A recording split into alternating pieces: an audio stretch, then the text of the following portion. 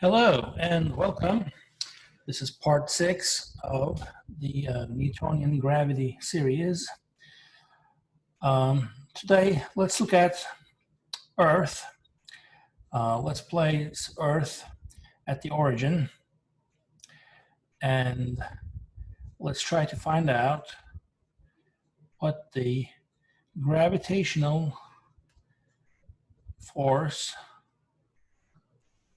looks like inside the Earth. But to do that, we gotta take care of a couple of things.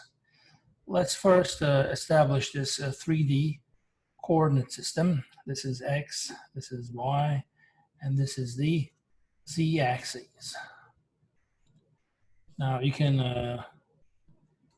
name these by applying the right-hand rule with your 3 fingers.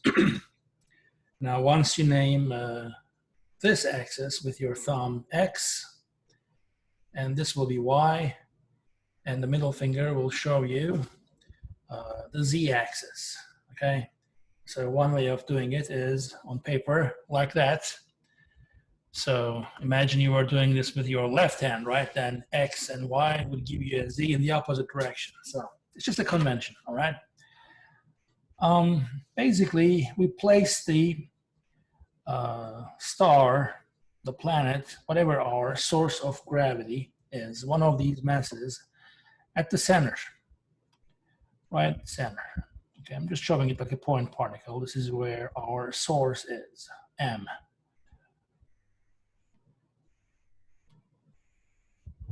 Source mass. Okay, and now R away from the center, let's use a vector here, a position vector. R away, we'll have our second mass, a test mass, okay? M, this will be the test mass. Now we know exactly what the expression for gravitational force on little m is. Let's just write it here. F. Okay, the magnitude is just g times a little m times capital M divided by the square of the distance between the two objects, that is r squared, where r stands for the magnitude of the position vector r. Now if I want to write this as a vector, since this force is pointing to the other mass, in other words, its direction is radially inward, like this.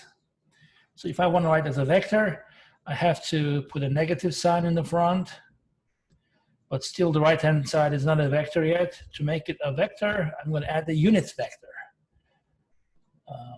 r hat. So r hat is the unit vector. Its length is, by definition, 1. And you can define it as r divided by its length. Okay, that's the definition of r hat. Now in our case, F points radially inward. That's why we have the negative sign in the front. In some books, it is possible to write this as using this definition right here, negative g m m over r cubed, and you include an r here. Okay, it doesn't mean that the force is an inverse cubic function of r. No, you still have the r in the numerator in that case. It's just using the definition of r hat. Anyway, so that's your force. Now, this vector r has components along the x, y, z axis, right? Let's write them down. So what I can do is I could just find the projection on the z axis first. See, there's this angle here between the r vector and the z axis. Let's call it theta. And here we have a right angle. Okay, so basically we have a right triangle. And this side of the triangle is r cosine theta, and the side opposite to theta will be r sine theta, right? And what about this line, r sine theta? It's on the plane of z equals a constant, which is r cos theta. So if you find the projection of that line on the xy plane, you end up with this line here. So there's this rectangle around the z-axis, but this hypotenuse, which becomes the hypotenuse on the xy plane of this triangle, if you consider the x projection and also the y projection. There are two right triangles here. Let's show the right angle. Right angle. Here's a right angle. Here's another one. So for those two right triangles, the r sine theta is the hypotenuse here. R sine theta. And if I call this angle that r sine theta makes with the x-axis phi, all right, then this side of the right triangle becomes hypotenuse times sine phi. And the other side, which is this, will be the same thing times cosine phi. So you will have r sine theta times cosine phi. Okay, so these are the x, y, z Cartesian coordinates in terms of r, theta, and phi, which are called the spherical coordinates. Okay, so the coordinates in green, r, theta, and phi, are the spherical coordinates. And of course, x, y, z are the Cartesian coordinates. So to go from spherical to Cartesian, you apply this formula. Z is r cosine theta. X is r sine theta cosine phi. Y is r sine theta sine phi. Now, why is it useful to introduce a new coordinate system? Because of the symmetry. Now, the gravitational force r away from the source mass is radially inward, but what if I move that second mass around the first one?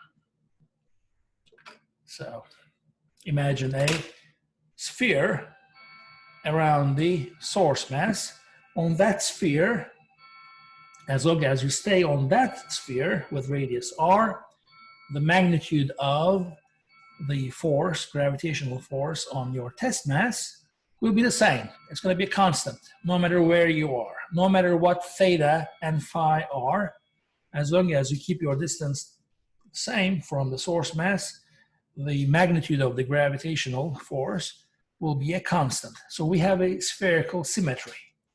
This force will be independent. This force here, as you can see, is independent of these two coordinates, which are theta and phi. That's why we call this a spherical symmetry, and that's why we're using spherical coordinates. So let's say spherical symmetry. Is it always the case? No, of course not. I mean, I assume that my source mass is like a point particle, right? If you have some mass distribution for an arbitrary shape, let's say you have an asteroid that looks like this, okay? Just some weird shape like this, and you want to find the gravitational force on an object, which is right here, okay? So there will be a force there towards left, some direction, F. And then let's say you have another mass over here let's say, same mass, and the force you will obtain will be in this general direction. And if you compare these two forces, there's no reason why they should be equal to each other, even if they are from the same distance from the center of mass of the weird shaped asteroid. Okay. Because of the lack of the symmetry of the asteroid shape, you can't claim that the two forces will be the same. Now, this requires some computation. So anyways, in our case though, we ignore that, and it's practically actually really easy if you're gonna really, if you're like looking at a satellite, communication satellite problem around the Earth, and the orbit is almost like a sphere and a circle. So spherical symmetry works, okay? So with these symmetries, let's do this. Let's go back to our force formula, which is only a function of r, like I said, because of the spherical symmetry. This is only a function of r. By the way, these angles have a range of theta. For theta, we have 0 and pi. And for phi, 2 pi. So you could reach any point around the center as long as theta and phi remain in these limits. And of course, r goes from 0 to infinity. These are some generic boundaries for spherical coordinates. These are enough. Note that theta doesn't go to angles greater than 2 pi, right? Because phi would take care of it. You could just increase your phi and end up there. So this is enough. So I'm going to take this expression for f and let me rewrite it first. So f,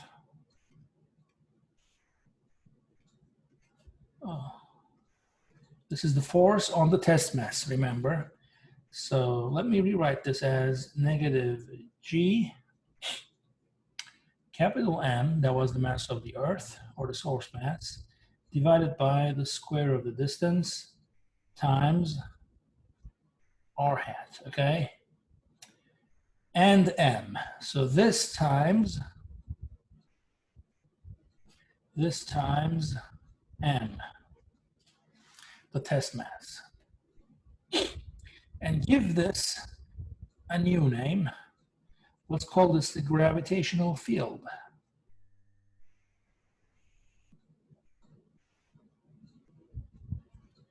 Gravitational field. Okay, it is a vector. We're talking about vector fields. Imagine you fill each point in space with an arrow. An arrow has a direction, and an arrow has a length. The length corresponds to the numerical value at that point, and the arrow shows the direction. So it is a vector field, okay? You may have scalar fields without any direction. The temperature in this room, temperature distribution could be a scalar field because there's no direction.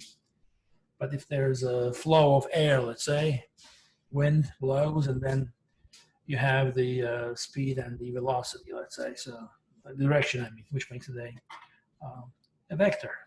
So let's use a variable. Now,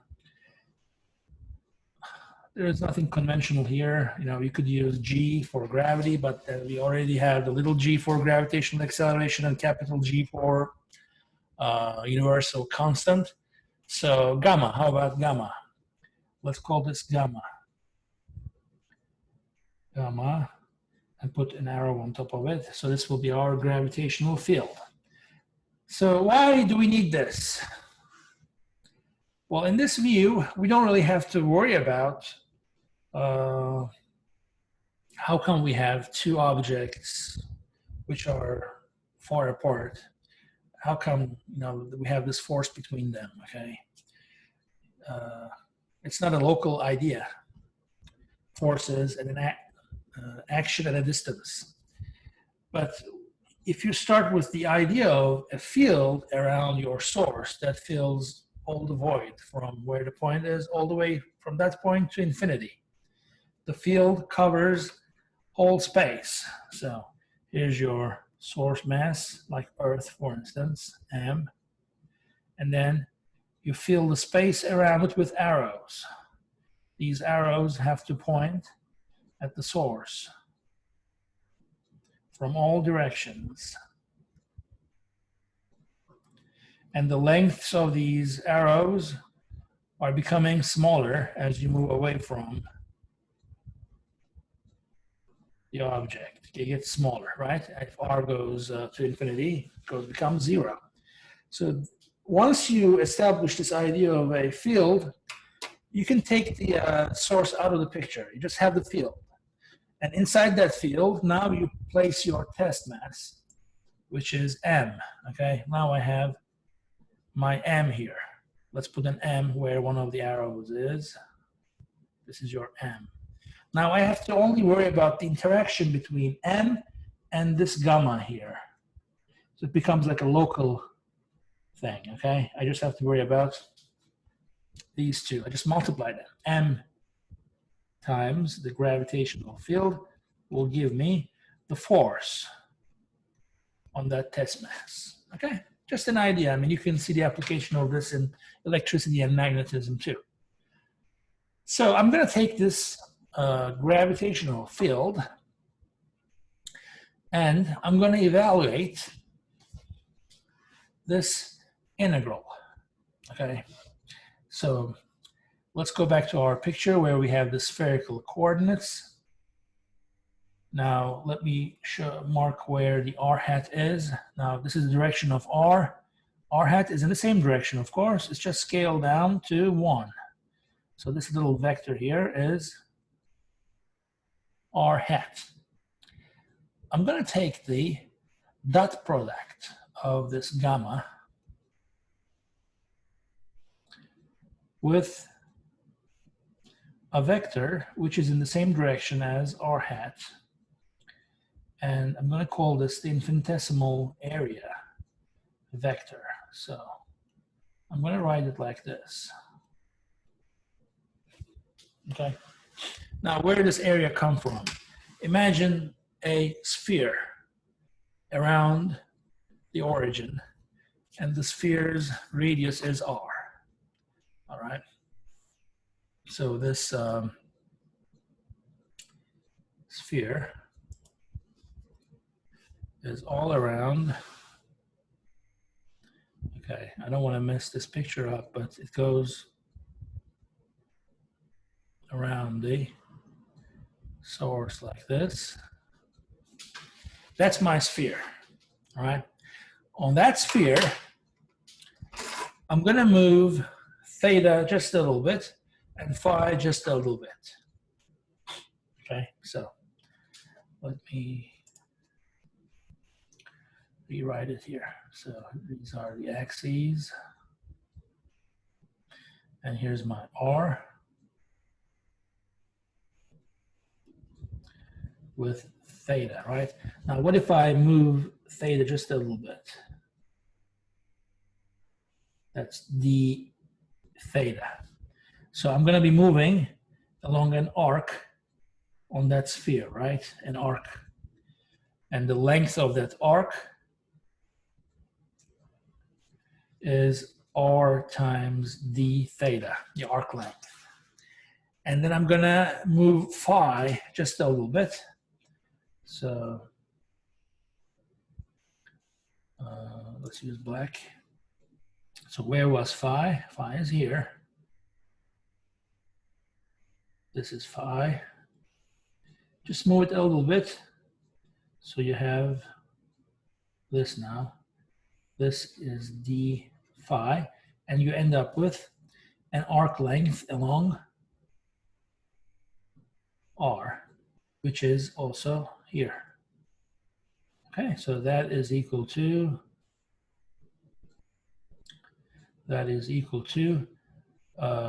the length is r sine theta. So this is r sine theta times the angular displacement, which is d phi. Okay, so I have now this object here. If I carry this back to where theta is, like that, and then also if I carry this side over there, I end up with this little patch here, this infinitesimal size patch. Okay, the area here is what I call dA. This dA is that area, infinitesimally small area. And if I multiply it by the unit vector, which is pointing this way, that is the unit vector, which is radially outward, which is perpendicular to the surface at that point, right? dA times r is what I'm multiplying this gravitational field vector gamma with. All right, so what is the use of dA? Well, if you use the angle range, these two range from 0 to pi and from 0 to 2 pi, and if you integrate dA, let's see what happens if you just take from 0 to pi d theta and 0 to 2 pi d phi, and if you write your area now, an area, so it's like a square, okay, or a rectangle, and the sides are r d theta and r sine theta d phi. If you multiply them, you'll get r squared sine theta. I already used d phi and d theta over here, right? There's a shorthand in physics for this. If you want to use, you can just call it integral d omega. Not very important, but just in case if you see it somewhere, okay? But this integral is something you recognize immediately. So r squared is just a constant, right? Don't worry about it. But you have d phi, and there's no other phi here. So the phi integral here will give you just 2 pi. So you have 2 pi times r squared times 0 to pi sine theta d theta. All right. So that's equal to 2 pi r squared. Now the integral of sine theta is negative cosine theta, and the limits are from 0 to pi. Okay, and this is then negative. Now cosine pi is -1 minus the lower limit, cosine 0 is 1. -2, another negative, this becomes 2. So this is 2, another 2 here, 4 pi r squared. The surface area, right? The area of the sphere, 4 pi r squared. So the integral of dA is just A, I mean. Okay, so I'm going to take this area element and take dot product of that with gamma. And then I'm going to integrate this over the sphere, just like I was doing here. To calculate the area, I did that, but now I'm going to be taking the area integral over a closed surface, which is our sphere. Usually we use a symbol integral with a circle in it and write maybe S here, which stands for surface. Okay, so this integral is just like that here, surface integral. All right. Of course, there's r squared here. I forgot to write r squared. Okay, so let's find this integral. Okay, let's evaluate this integral. Let's start with the dot product. This is my gamma, negative g m over r squared r hat. There's another r hat here. R hat dot r hat is 1. They are parallel. So I end up with just, let's just write the constants outside the integral. Negative g m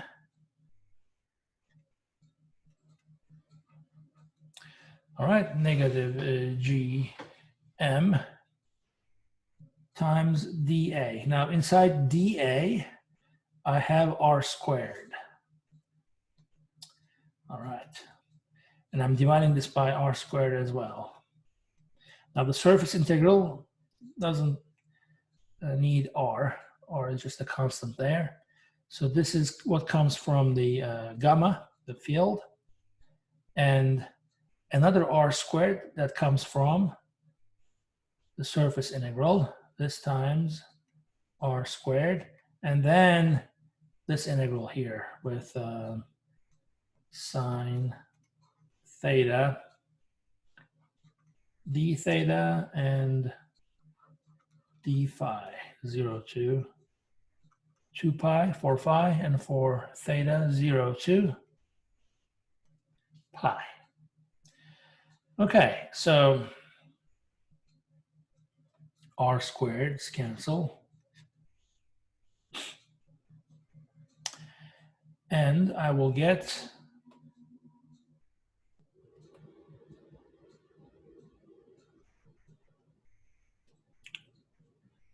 okay, so 4 pi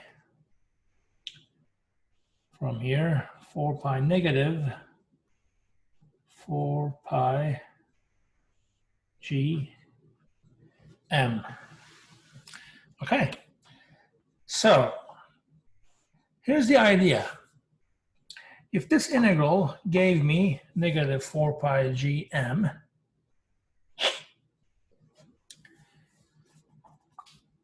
can I take this idea for gamma and apply it to these objects which don't have any spherical symmetry, like this asteroid here? If you draw a sphere around it, okay, now on that sphere, the gravitational field will not be a constant.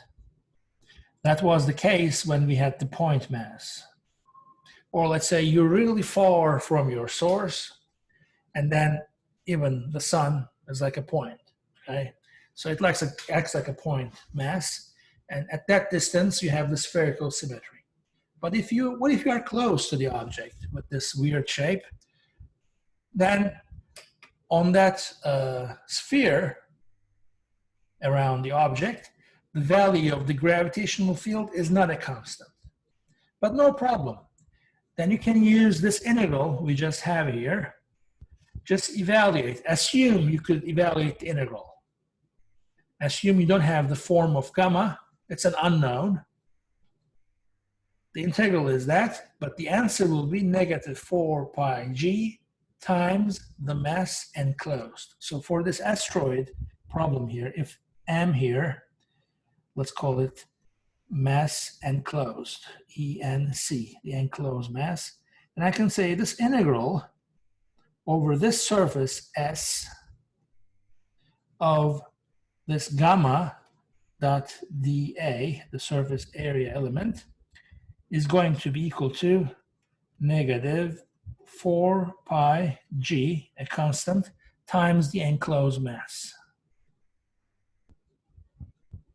All right, so what's the difference between this and then what I did over there on the right? On the right, I knew what form gamma had because of the spherical symmetry. I just put it there to get that answer. But going backwards now, I know the answer. What if gamma was not spherically symmetric? Fine, the integral would still be equal to negative 4 pi g times the enclosed mass. Now, why is this important? Let me open a new whiteboard here, a new one. And suppose that weird shaped asteroid is here. Okay, like the movie Deep Impact or Armageddon. You know, you send a spaceship and then they land on the asteroid or the comet, whatever it was, and then they drill a hole and then put explosives and all that stuff, right? So basically, you're inside the asteroid now.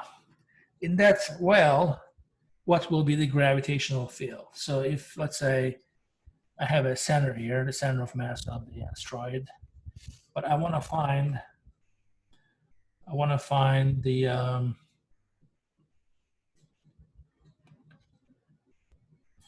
the gravitational field right there, because that's where I opened up a hole, right? I want to find the value of gamma here. All I have to do is to take a surface. It doesn't even have to be a sphere, by the way. It can be any surface, all right? It could be, I don't know, any closed surface, I guess. Some surface S.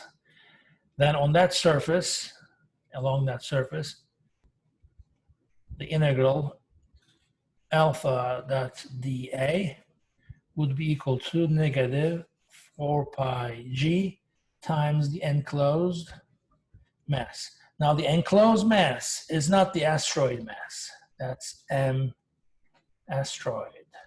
But the enclosed mass is the enclosed mass. So let me just put it here. This is the enclosed mass, only here. The part that is inside that surface, okay? So the mass outside that sphere does not contribute to gamma. Now, in order to illustrate this, let's go back to Earth, right? Let's start with Earth. This is our Earth, a sphere with mass m and radius r. Imagine you drill your well here now, and you want to find out what the gravitational field is, let's say at this point, which is r away from the center, okay? But r is less than the radius of Earth. Because we know what happens if r is greater than r. If r is greater than the radius, we know exactly what gamma is. It's equal to negative g m over r squared r hat, okay? Now, when you're inside the Earth, well, gravity is still pulling you downward, so the gravitational field is still in the same direction, and it still depends on the mass and gravitational constant, but what is the r dependence, okay? That's what we're trying to do. Now, assume that Earth is uniform, okay? The mass distribution inside Earth is spread uniformly. Then there is spherical symmetry. It doesn't matter what angle phi or theta you are at, as long as you're little r away from the center, the value of gamma should be the same. So what I'm going to do is I'm going to take another sphere now. That sphere will have radius r, just like this.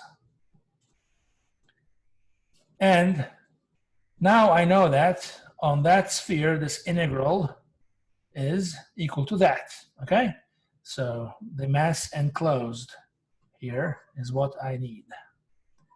The mass enclosed for Earth will be simply the volume of that the volume inside that blue sphere times Earth's density, right? So some density times volume.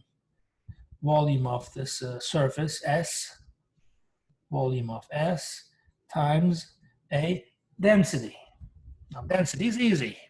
To find the density, just divide the total mass by total volume. So you guys remember the volume of a sphere? If you remember, just use it. If you don't, you can do it with the integral I showed you in the previous slide. Okay, so there was this sine theta d theta integral from 0 to pi, remember? And then there was this from 0 to 2 pi d phi part, which gave you just, what was it, 4 pi, right? 2 pi from d phi and 2 from the sine integral. But now I'm also integrating, because I'm calculating a volume, it's a triple integral from 0 to r squared dr, all right? And if you're wondering where the dr came from, you can always go back to that previous picture where you had the spherical coordinates. So you had this, that, which made an area, right? So this was, what was it? It was r d theta, and this was r sine theta d phi. Now I'm adding another increment along the r direction. This is r here. So I'm adding a little increment in that direction, which is dr. So now I'm talking about a volume element. If I can draw it here, imagine like something that looks like a cube almost. Okay, infinitesimally small, but that volume there, which I can call dV, is this times that times dr. So you have r squared dr d phi sine theta d theta. I'm just integrating that element, okay? So if you do that integral, you will get here 4 pi from the angular part. And from r squared dr, you will have r to the power 3 divided by 3. Or in other words, if you plug in the limit, r cubed over 3. Okay, that's the volume of the volume of a sphere, right? 4 pi r squared, 4 pi r cubed over 3, 4/3 pi r cubed. So going back to our density here, this is density. Density will be total mass divided by 4/3 pi r cubed, where r is the radius of the Earth. Now, if I multiply this density with the volume that I have for my smaller surface, remember I'm trying to find the gravitational field inside the Earth, little r away from the center, so I need this volume of the blue sphere, which is again 4 pi, 4/3 pi r cubed, but little r cubed. So the mass enclosed then will be that volume, 4/3 pi little r cubed times the density, which is m divided by 4/3 pi r cubed. So if you simplify these, get rid of the 4/3 and pi, the enclosed mass is m r cubed over capital R cubed, right? It is a ratio, right? That's a ratio of the volumes, the ratio of the masses inside those volumes, linearly proportional. So that will be the right-hand side of my equation here. This will be the right-hand side, or this times negative 4 pi g will be the right-hand side. What about the left-hand side? Okay, the left-hand side has a spherically symmetric gamma, and then a surface integral. So this is what we have here, over a closed surface, which I called S, the blue one, alpha dot dA. Now, because of the spherical symmetry, which means gamma depends only on r, but not on theta and phi, and since the integral is over phi and theta only, this is the same as gamma dot integral of dA. All right, so what we have here now is just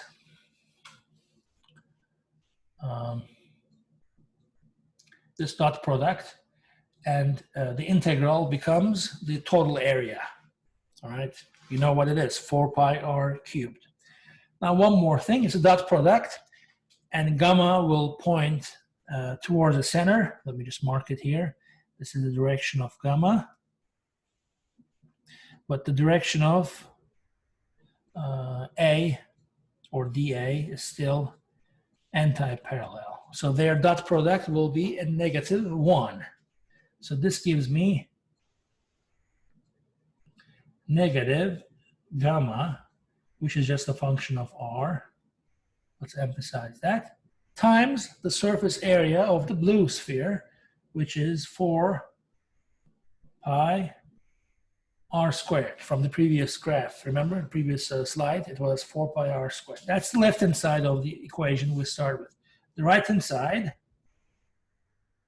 will be negative 4 pi g times the enclosed mass, we just found it over here, m r cubed over capital R cubed. Okay? All we have to do is to simplify this. Okay, did I make a mistake with the, let me see. Okay, I think that negative sign here is what's going to end up here. So I don't have to put it over here. Let's just make it positive. We just have a dot product of two vectors. Okay, and then we don't know the direction yet. Remember, we're going backwards. We're trying to find gamma. So I'm not allowed to put the negative there yet. The answer will have negative in it after I get rid of 4 pi's. 4 pi's are gone. And also I get rid of the r squared here and the 2 of the r's over there. I'm just left with r. So the answer, long story short, will be gamma r equals negative, what is it, g m over r cubed. These are all constants, but now I have my r dependence here, r. All right, so this is the answer. If you want, you can add the vector now on top of it, r and r hat. It's still pointing to the center of the sphere, but this is the form when r is less than r. When r is greater than capital R, you have this. So do these agree? Let's check that. Do these two, do they agree at the surface? Surface means r becomes the radius of Earth. So from the first equation, I will have the blue one, right? I have a negative g m over, I'm going to replace the little r with the capital r squared, r hat. Now the right hand side, I'm going to go back to green again. That's negative g m over r cubed. That was the constant. Little r will be replaced by capital R. That's where I am. R equals r times r hat. Okay, so get rid of the negatives and r hats. And now you have here one of the r here cancels this, which makes it square r squared, r squared. So they agree. They agree at the boundary. So if I were to plot this function as a function of, let's say, r, and this is the magnitude of gamma. Okay, ignore the negative, I'm just writing the magnitude. So until you reach the surface, first of all, you start at 0, right? So that's when r is less than the radius. This is just a linear function of r. So you have a straight line there. Let's use the red. You have a straight line that goes. This is where you reach the surface of the Earth. That's where little r is equal to capital R. And then this function becomes a 1 over square type of relation. So this part here goes like 1 over r squared all the way to infinity. I mean, it becomes 0 at infinity. And this value here is nothing but, we just found it, g m over r squared, okay? So this is how the gravitational field magnitude changes when you enter Earth. It's still toward the center of the Earth, but it decreases linearly as you approach the center of the Earth. The maximum value of the gravitational field is when you're at the surface of the Earth. And then you move away from the Earth. What happens? The gravitational field decays as 1 over r squared, just like the force. Now the thing is, once you're outside the Earth, it doesn't matter if the Earth is this big or smaller, okay? You can squeeze the Earth into a smaller size. That will have no effect on the spherical symmetry and the hypothetical sphere, the surface S you're using in your integral, okay? So it won't change the gravitational field when you're r away from the Earth, and that r is greater than the radius of Earth. All right, but once you're inside Earth, things matter because you're going to be only interested in the mass contained in that surface. All right, so what if we have not a solid Earth, but a hollow Earth? Okay, do we have room here? Let's say, what if? Some people say moon is a hollow object. I read somewhere Carl Sagan was trying to refute that idea. Of course, it's not true, but some people believe that. Maybe it is true, I don't know. But imagine there was an artificial object, satellite, which is a, well, naturally forming objects cannot be hollow. But what if it was a hollow object? Let's say this is your satellite, the moon, but inside the moon there's nothing. So there's like it's like two spheres, one inside another, but the mass only is here. It's like a ball, right? A shell. The thickness of the shell doesn't matter. The point is, inside that region right there, right here, let's say you're r away from the center. Right there, what will be the gravitational field? If that's the question, you can answer it without doing any integrals or anything. Why? Because if you pick a surface right there, another sphere of radius r, within that surface, there is no mass. So the right-hand side is 0. If the right-hand side is 0, the left-hand side, which was 4 pi, what was it, 4 pi r squared gamma, that will be equal to 0. Therefore, gamma will be 0. So inside a shell, spherical shell, there is no gravity. You'll be floating, just like you're in outer space. And I'm not sure if it's really intuitive to you, but there's another way to understand it. Let's draw this again. So here's your outer surface, And here's the inner surface for your planet. Suppose you're here.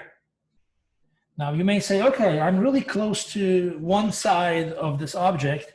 There's so much mass here, right? So much mass I'm so close to.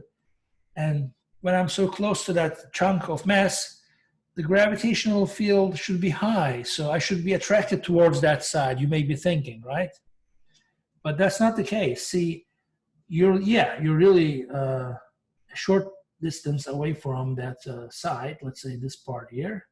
On the other hand, with green, I'm going to show you, yeah, you're also far away from this side, but now you cover a larger area. Okay, so greater mass here, that will compensate for that larger distance. Okay, either use that argument or better use the first argument. Hey, there is no mass inside that blue sphere. Therefore, the enclosed mass is 0. That's why 4 pi r squared, the surface area of your hypothetical sphere, times gamma is 0. Therefore, gamma is 0. Okay? Inside a shell, there is no gravitational field. So how would I plot that then? So let's draw another graph and then move on to a different topic. So suppose I want to plot the gravitational field for a hollow object, hollow sphere. Let's use red again. Now outside the sphere, things are exactly the same. It's still going like 1 over r squared. But inside, the field is 0. It's 0 and it jumps to this value and then decays again as 1 over r squared. All right, so that's the gravitational field. Remember, if you have the field, just multiply that field by your test mass. This could be the, for Earth, this could be the astronaut, or I don't know, some artificial space station, artificial satellite or a space station, okay? That's mass. Multiply that mass by the field, you get the force on that object. Okay, so let me open up another one. Let's talk about potential. Now, we know that outside the Earth, the gravitational potential is equal to negative g times your mass times Earth's mass divided by r. So here's Earth, your r away from Earth, and this is a little mass, m. Capital mass stands for mass of the Earth. So the potential energy, gravitational potential energy for the little m is this. Fine. What about a point inside the sphere? What will happen?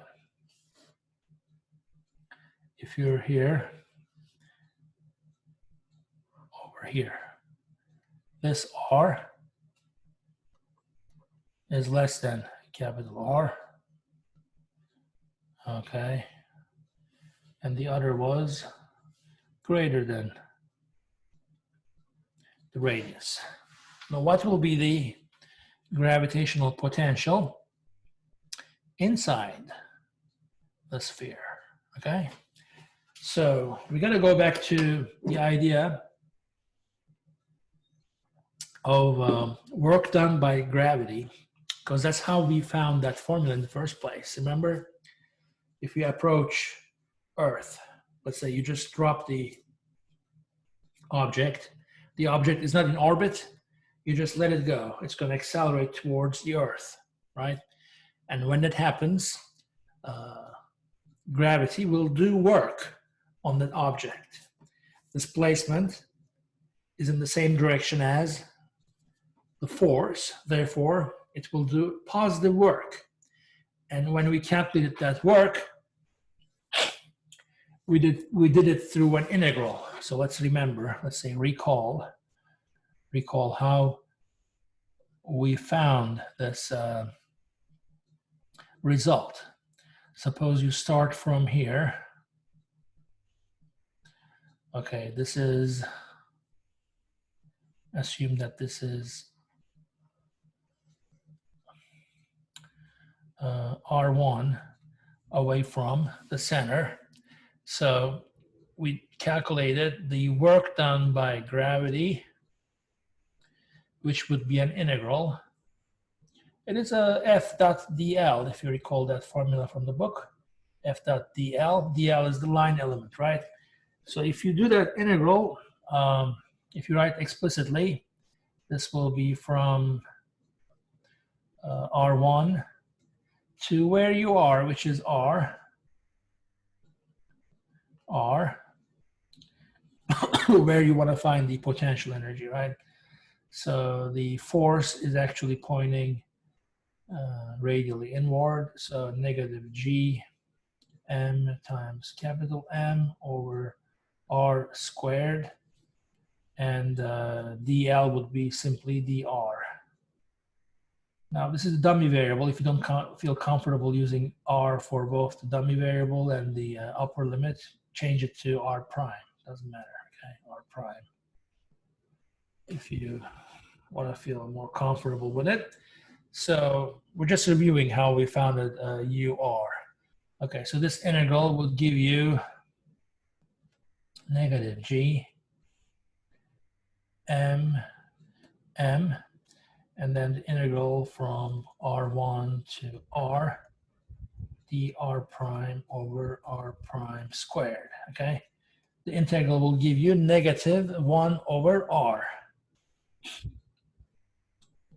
Integral will give you negative 1 over r, or r prime, and the limits are r1 and r. So you get here negative g m m and negative 1 over, what is it, r, minus another negative, positive, plus, I just realized that my video stops sometimes. I don't know why it's happening. So 1 over, what was it, r1. All right, so it's customary to write the work done as negative change in U, delta U, which would be in this case negative U at R minus U at what, R1? R1, right? So what I'm gonna do is I'm gonna take this G, I'm gonna keep the negative there, but put the G inside. So the first term will have a negative G M, capital M, divided by R. And the second term, there's a positive here, which is two negatives side by side. So I'm going to put negative, negative, G M M over R1. Right? So compare this to that. That's how the potential energy changes. One way of thinking it is take R1 all the way to infinity. So take R1 to infinity, then that term will go to 0. Of course, 1 over infinity is 0. And then you will be left with U at R, which is just this. Right, U at R will be negative G,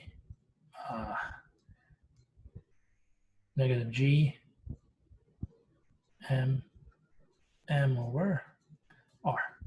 So that's the explanation, remember? Now I'm going to do the same trick.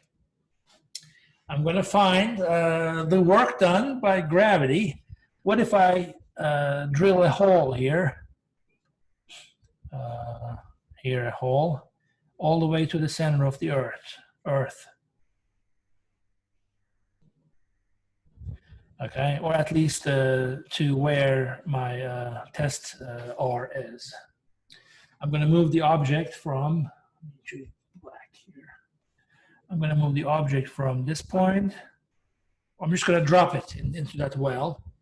This object of mass m will accelerate toward the center of the Earth, and it's going to reach this point. So by the time it reaches this point, let's call these A and B. How much work will gravity do from A to B? Okay, same idea. I'm going to repeat the calculation for inside the Earth. And I know what the, what do I do?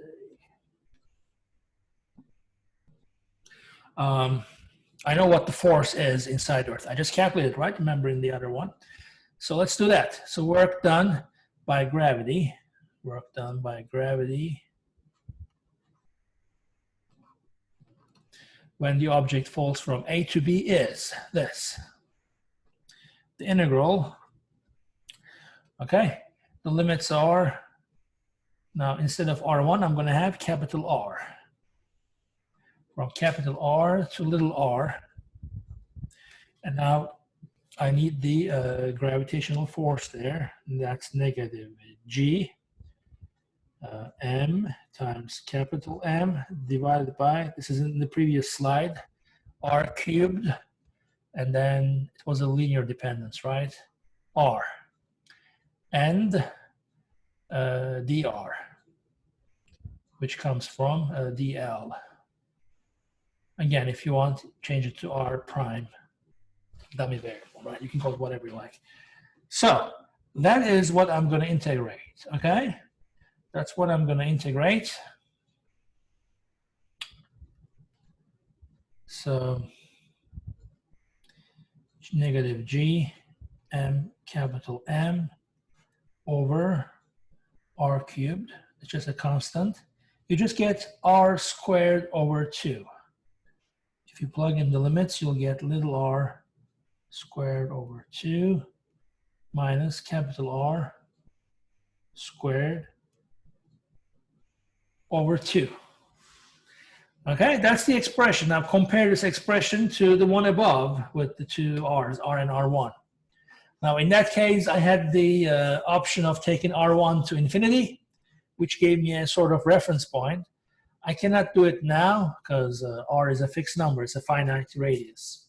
But it's still okay because I know what the gravitational potential should be at r. I just need to use the formula above. So at the surface, let's say, at the surface of Earth, U, when r is equal to r, right? That's equal to negative G m over r. So my formula, which is for radius smaller than capital R, if I use that formula and replace little r with capital R, I should get the same answer, all right? So let me check something here, r squared, okay, hang on a second, yeah, that's r squared, okay, so, did I miss something? Hang on. Just pause it for a second. Now the change, negative change in the potential energy will be equal to this work done. So this will be equal to the negative of the change in the gravitational potential energy, which can be written as negative of, now the final potential energy is what we're looking for, U at R, when R is less than capital R, minus the potential energy at the surface, which is this, negative G m capital M over R. Okay, so this will be equal to what the integral gave us. So let's solve this equation for U of R. So let's get rid of the negatives. So let me just go over here. This gives me G M, capital M, over R cubed times R squared over 2. So times R squared. Let's put the 2 in the denominator right there. And then minus G M M. Okay, now here I have just R, 2R in the denominator. Okay, in the second term, this will be equal to U of R, 2 negatives, positive, plus G M M over R. Okay, so I have 2 here, so let me add the 2 in the denominator and also put a 2 in the numerator. I'm going to take this term and bring it to the left-hand side. This will make U of R equal to GMM over 2R cubed times R squared minus, okay, this is a 2, this is 1, negative 3, GMM over 2R.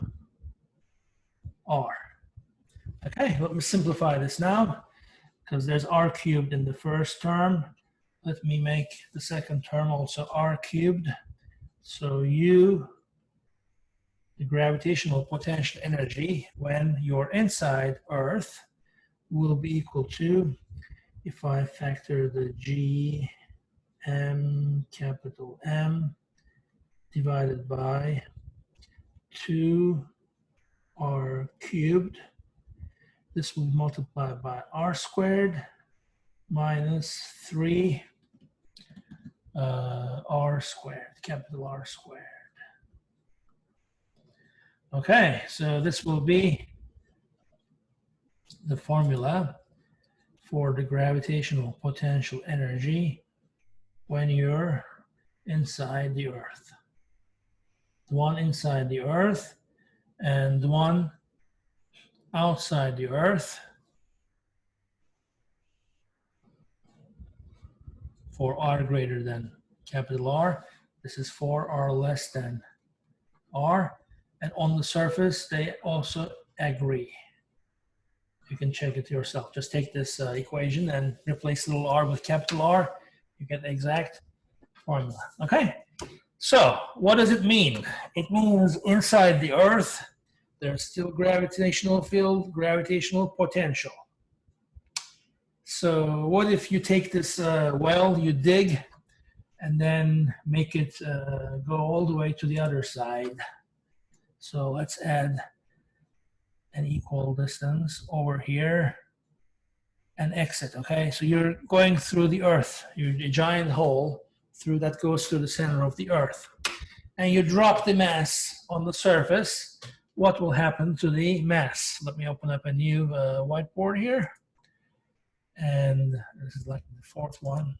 It's been an hour already. Okay, I'm finishing soon. So in that case, we could apply Newton's second law. So here's our sphere, and here's the hole that goes through the sphere, and you drop an object of mass m. Earth has a mass capital M, and it's going to speed up because there's a force acting on it. The only force acting on it, which will be equal to the object's mass times acceleration. So the force inside the sphere, what was it? It was negative G, it's toward the center, M times M, divided by was it cube? The cube of Earth's radius, which is measured from here to there, Earth's radius, times r, okay? So that's the force. That is equal to mass times acceleration. Now, what is acceleration? Acceleration is the time derivative of the velocity. And what is the velocity? That's the time derivative of position. So second time derivative of the position. That's what it is. So we have here d squared r by dt squared, okay? We end up with a linear differential equation. A linear means to the power 1, r as a power 1, linear differential equation of the second order in time, of the second order. And to solve this equation for r, okay, so let's bring this. Are you guys familiar with this notation here? This dot notation, dot. It means the time derivative. So double dot means the second time derivative. So we have r double dot, second time derivative, and bring the other term to the right-hand side, plus this constant gm, capital M, over r cubed times r equals 0. Okay, let's give this guy a name here, this constant. Let's call this omega. Omega, not W, omega, okay? Omega, or omega squared, better, omega squared. So that omega will be square root of g m over r cubed. Now, if you do that, the solution of this equation for r as a function of time will be in this form. Some constant, which will turn out to be just the radius. But let me just write A now. A stands for amplitude. Amplitude. This omega stands for, or it's called frequency, angular frequency. Okay. It's a technical term, okay? Don't worry about what it's called. It's just omega, a constant. But the form of the equation is this: cosine. Inside the cosine, the argument will be omega times t.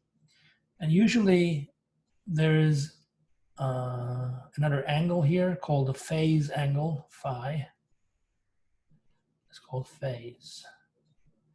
Okay, I'm just showing you how to solve a differential equation now. You just assume this form and plug it into the equation, like take two derivatives. Cosine will give you negative sine, one more derivative, negative cosine, and then omega squared will show up in front of the function. That's why we have it in the first place. So if you do that, you'll see that A is actually nothing but R anyways, AR. And phase can be determined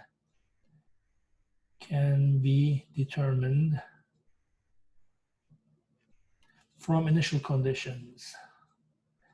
From initial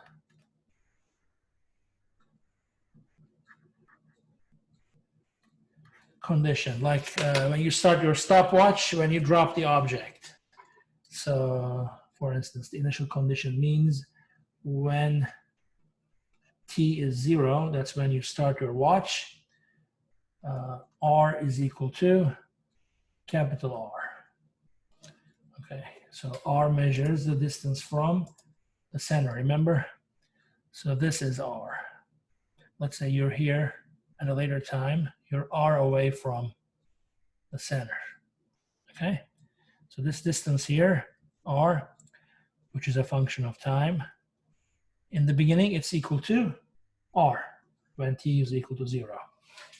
So you will reach the center, you will speed up and reach the maximum speed at the center, and then start slowing down once you pass the center. You're going to still move to the other end of the hall or the tunnel, but the speed will come down to 0 over here, and then start over the same thing. Now move in the opposite direction. So move back and forth in that tunnel from one side of the Earth to the other side. It's going to be a periodic motion. That's why we need that cosine function here. So let me just draw a cosine here, a cosine function for you. Okay, so it goes like this, a cosine function. All right, this stands for R. R of t. Oh, I was talking about the initial condition, right? So initially, t is 0. So when t is 0, r at 0, which is r, will be equal to a, which is also r, times cosine 0, that's t plus phi. And for this to be equal to 1, we have to have phi equal to 0, because cosine 0 is 1. Okay, but in general, you could drop the object from any height, any distance from the center, or it doesn't have to be at t equals 0, but at a later time. So you could shift that function. Okay, that's why we need that phase in general. But our RE turns out to be just equal to this, capital R times cosine omega t. All right. Now, if you want, you can calculate the velocity function from here, if you want. The velocity will be just the first time derivative of r. So dr by dt. It'll be what? Negative omega times a sine, not a, r. We already called it r, right? Let me just write r here. Negative omega r sine omega t. Now, what is sine? Sine starts from 0 and goes like this. So there's a 90-degree phase between cosine and sine. So when cosine is 0, sine is maximum. When cosine is minimum, sine is 0. When cosine is 0, sine is minimum. And then what is it? When cosine is maximum, sine is back to 0, right? This is the sine function. Of course, you're multiplying it by not just by r, but with omega. So it's a representation there, okay? The width can be different. And it's a different physical quantity. But we need the negative of that. So the velocity is actually, let me use, what color I have? Green. The green is actually stands for velocity. So this is your velocity. So green is for velocity in time here, and red for position. If you want, find the acceleration, okay? Acceleration is one more derivative. So acceleration will be like r. Okay, so that's the answer. It goes back and forth. It's called a harmonic motion. A harmonic motion or oscillation, or periodic motion. The periodic motions will have a period, t period, the time to complete one cycle, which will be the inverse of the frequency, not the angular frequency, but 1 over t is frequency. And then this omega will be 2 pi times f, some technical jargon here, okay? Angular frequency versus frequency. Yeah, period in seconds, frequency in hertz, and omega in radians per second square. All right, one more thing and I'm going to be done, okay? And here's that thing to conclude gravity. I mean, you cannot finish gravity in 6 lectures, okay? I mean, you could talk a month about gravity, but we have to stop somewhere. My last example is a satellite around the Earth. So here's the Earth, and here's the orbit around the Earth. Let's say a circle, okay, a circle. And your satellite, communication satellite of mass m, is in the orbit. So the radius is capital R and the mass of the Earth is m. If you write the mechanical energy for the satellite, you need its kinetic energy, 1/2 mv squared, plus its potential energy, which is negative g m over what? R. All right, this is the mechanical energy. You can simplify this. Here's how. Well, remember Newton's second law, F equals ma, right? F is this, G times m over R squared. This is the force.